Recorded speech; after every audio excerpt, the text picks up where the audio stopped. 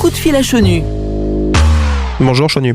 Bonjour Thibault. Alors oui, effectivement, la flèche de Notre-Dame en s'effondrant a percé notre cœur. Alors les révolutionnaires, lors de notre belle Révolution française, n'avaient pas réussi à la démonter puisqu'ils voulaient la vendre. En 1870, les communards n'ont pas réussi à l'incendier et les Prussiens, qui voulaient la bombarder, n'ont pas réussi.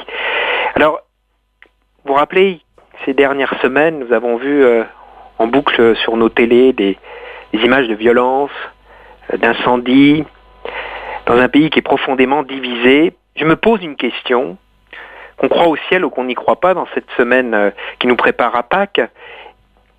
Ce drame, et si c'était un signe? Alors un signe du ciel, ou un signe de la Providence, mais quand j'ai vu tout ce peuple de France,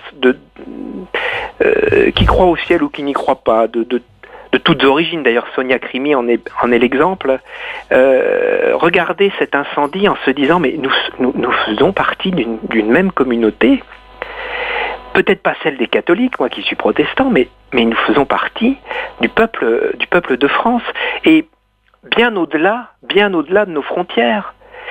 Même Donald Trump, à sa façon, on peut se moquer de lui, mais a dit de très belles choses.